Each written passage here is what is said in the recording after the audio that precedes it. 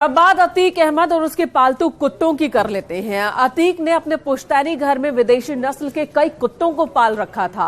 अपने हाथों से खाना खिलाया करता था, लेकिन अतीक के दिन ऐसे बदले कि उसके कुत्तों को 2 वक्त का खाना नसीब होना भी मुश्किल हो गया और उसके पालतू कुत्ते ब्रूनो की मौत हो गई।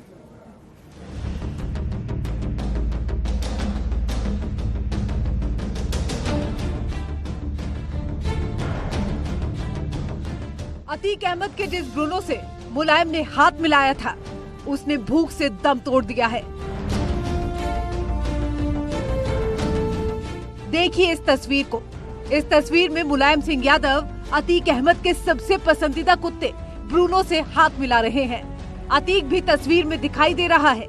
कहते हैं बाहुबली पूर्व सांसद अतीक अहमद का परिवार उमेश पाल शूटआउट कांड के बाद से फरार चल रहा है और उनका ये पुश्तैनी मकान है, जिसे जब माफियाओं के खिलाफ कार्रवाई शुरू हुई थी तो यहाँ पर जमींदोज कर दिया गया था। आप देख सकते हैं यह मकान खंडहर में तब्दील हो गया है, लेकिन इसी के एक हिस्से में अतीक अहमद के जो पालतू कुत्ते थे उन्हें रखा गया था और इन कुत्तों की देखभाल के लिए यहाँ पर 2 नौकर थे, राकेश और हीरा, और यहाँ पर 5 कुत्ते थे और इसमें ब्रोनो जो कुतिया थी, अब उसकी उचित देखभाल न होने की वजह से मौत हो गई है, जिसे पास के ही गड्ढे में फेंक दिया गया है।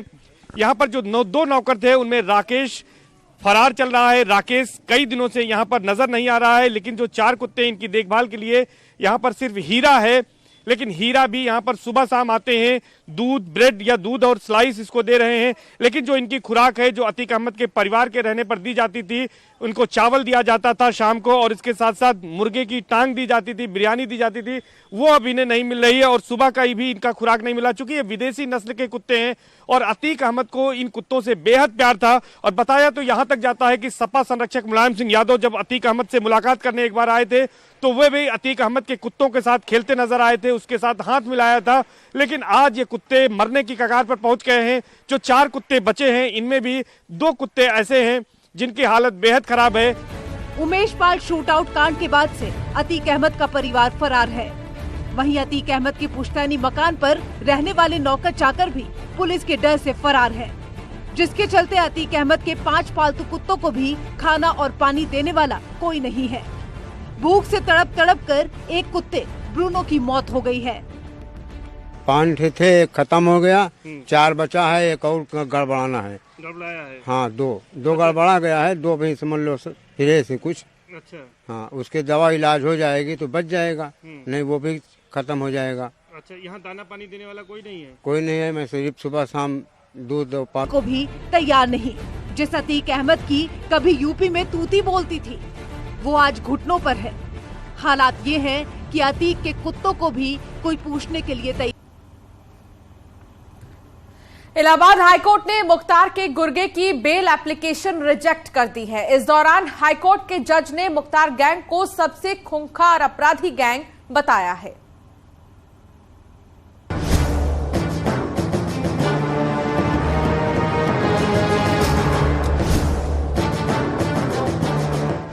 मुख्तार गैंग पर हाईकोर्ट ने कहा,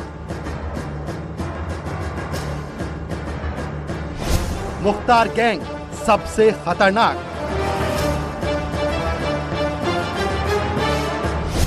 मुख्तार गैंग सबसे खूंखार अपराधी गैंग।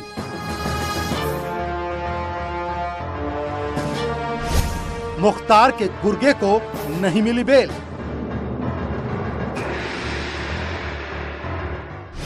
पूर्वांचल के माफिया डॉन मुख्तार अंसारी और उसके गैंग को लेकर इलाहाबाद हाई कोर्ट ने अहम टिप्पणी की। कोर्ट ने कहा कि मुख्तार अंसारी का गिरोह देश का सबसे खूंखार अपराधी गैंग है। जस्टिस डीके सिंह की सिंगल बेंच ने मुख्तार अंसारी के गुर्गे रामू मल्लाह की जमानत अर्जी खारिज करते हुए ये टिप्पणी की। रामू मल्लाह ने जमानत अर्जी दाखिल की थी। सरकार की ओर से जमानत का विरोध किया गया। सरकारी वकील ने कोर्ट को बताया, रामू मल्लाह मुख्तार अंसारी गैंग का सदस्य है। रामू मल्लाह के खिलाफ हत्या के कई केस हैं, आर्म्स एक्ट की धाराओं में केस दर्ज हैं। ऐसे में रामू को जमानत नहीं मिलनी चाहिए। फैसला सुनाते हुए हाईकोर्ट ने कहा, क्रिमिनल रिकॉर्ड के आधार पर याचिका खारिज की जाती है। रामू मल्लाह को जमानत नहीं दी जा सकती। मुख्तार गैंग सबसे खतरनाक है। मुख्तार गैंग सबसे खूंखार अपराधी गैंग है। कोर्ट ने मुख्तार अंसारी गैंग का सदस्य होने और क्रिमिनल हिस्ट्री के आधार पर जमानत अर्जी खारिज कर दी। मुख्तार अंसारी पर कई केस दर्ज हैं। मुख्तार और उसके गैंग की गिनती यूपी के सबसे खूंखार माफिया में होती है। मुख्तार पर साल 2005 में मऊ में दंगे भड़काने के आरोप लगे थे। उस पर बीजेपी नेता कृष्णानंद राय और उनके 7 साथियों की हत्या का मुकदमा भी दर्ज किया गया था। बता दें कि मुख्तार ने साल 2005 में गाजीपुर पुलिस के सामने सरेंडर कर दिया था। पिछले 17 साल से वो जेल में ही बंद है। मुख्तार पर मर्डर, किडनैपिंग और एक्सटॉर्शन जैसे दर्जनों संगीन अपराधों के तहत मुकदमे दर्ज हैं। वो जेल में रहकर भी चुनाव जीतता रहा है। रिपोर्ट्स के मुताबिक वो जेल के अंदर से ही अपनी गैंग ऑपरेट करता था, लेकिन योगी सरकार के आने के बाद मुख्तार की सारी हेकड़ी निकल चुकी है। मुख्तार अंसारी के बेटे अब्बास अंसारी पर भी मनी लॉन्ड्रिंग समेत कई आपराधिक मामले दर्ज हैं। हाल ही में अब्बास पर अपनी पत्नी निखत से जेल के अंदर गैर कानूनी तरीके से मिलने के आरोप लगे थे, जिसके बाद उसकी पत्नी को भी गिरफ्तार कर लिया गया। अब्बास इस वक्त उत्तर प्रदेश की कासगंज जेल में बंद है। एक वक्त था जब मुख्तार गैंग का खौफ था, लेकिन योगी सरकार के आने के बाद मुख्तार गैंग घुटनों पर है। बड़े बड़े माफिया को बुलडोजर और एनकाउंटर का डर सता रहा है।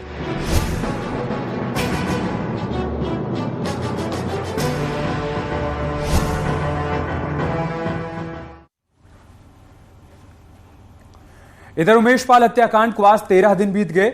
उधर जांच में जुटी पुलिस को चौंकाने वाली जानकारियां हाथ लगी हैं। नए खुलासे में पता चला है कि एनकाउंटर में मारा गया उस्मान अतीक से मुलाकात करने साबरमती जेल गया था और अकेले ही उमेश पाल को ठिकाने लगाने की उसने बात भी कही थी। उस्मान की हिम्मत देखकर अतीक खुश हुआ था और उसे एक मोबाइल और 60,000 रुपए भी दिए गए थे, जबकि शूटआउट के बाद 10 लाख रुपए दिए जाने की बात उस वक्त तय हुई थी।